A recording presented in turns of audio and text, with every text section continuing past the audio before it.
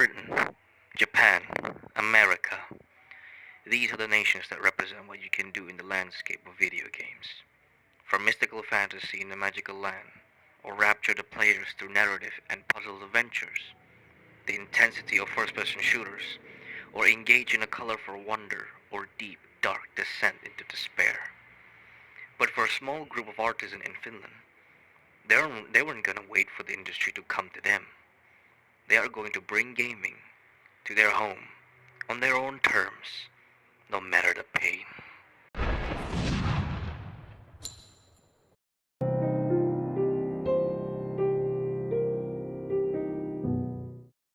The studio that originally came up with the idea of Max Payne, Remedy, informed their producer of three other concepts: another racer following up Death Rally, a space combat simulator, and one called Dark Justice. 3D Realms had just come off the massive success of Duke Nukem 3D and advised Remedy to focus on one single project instead of three. With the success of Tomb Raider, who is also making headlines with its protagonist, Remedy Entertainment producer believed that having a lead character in a 3D game. They decided the game's title should be based off the protagonist. The team tossed some names around, Dick Justice, for example, and Max Heat, and etc.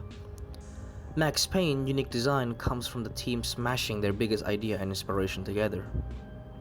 Sam Lake, one of the producers, loved the dark noir detective black and white Humphrey Bogart style and John Woo's cult classics The Killer and Hard Boiled.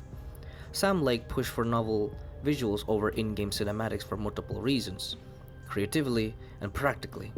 It creatively fits with the game's moody atmospheres and practically delivered the story in a more elegant and emotional way than in-game cinematics couldn't.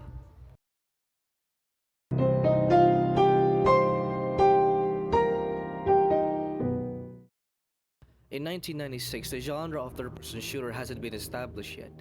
There were titles such as Fate the Black, the Die Hard trilogy, and of course, Tomb Raiders.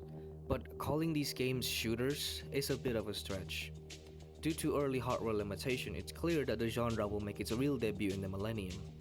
It is remarkable how effortless Max Payne's core mechanic is to pick up and engage with on an immersive level after a decade later. Still taking inspiration from the movies it's based off, the goal wasn't just to show off the mechanics of bullet time. It was to give the player the possibilities of making the spectacle themselves in the game rather than just to wait for the game to do something spectacular for them. Max Payne is synonymous with its slowing down time mechanic, or known as bullet time. Remedy has done their homework on bullet projectiles, practical effects, and motions, but these quickly overstayed their welcome. Originally, bullet time only activates in certain area, but when bullet time becomes a resource for the player to use, that's when the game began to assemble. Pressing a button to leap in the air and manually aim on target really creates that John Woo spectacle. Dodging shotgun blasts, leaping straight into cover, surprising enemy, or avoid the incoming burst from a submachine gun just makes the game so memorable.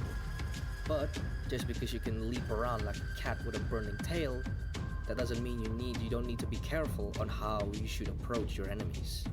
Max is weaker than the enemies.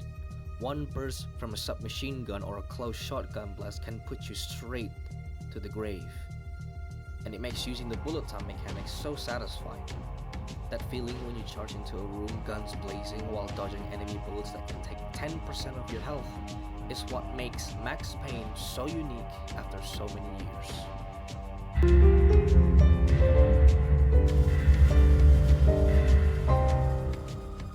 Despite with all the action, Max Payne is often held as a vanguard in storytelling. The story isn't something revolutionary. Max Payne, as an undercover DEA agent in New York City who returns home one day to find his wife and infant daughter murdered by drug addicts. Driven by revenge, Max joins the NYPD as a detective and goes on a mission to hunt down those responsible for his family's death. Along the way, he uncovers a conspiracy involving a designer drug called Valkyr and becomes embroiled in a web of corruption and violence. The second game continues the story of Max Payne as he navigates through various criminal underworlds, battles his own personal demons, and confronts his past. Along the way, you'll meet different and various characters that enhances the theme of the game. They are, of course, Max Payne, the titular character, Mona Sachs, a skilled assassin and love interest of Max, Vladimir Lem, a Russian mob boss who becomes a major antagonist in the second game. Max Payne's presentation might have aged, its characters haven't. And the story is great, not because of its dark and gritty atmosphere, but because it's a journey of emotions. It is an experience and one that doesn't overrule the gameplay, but enhances it.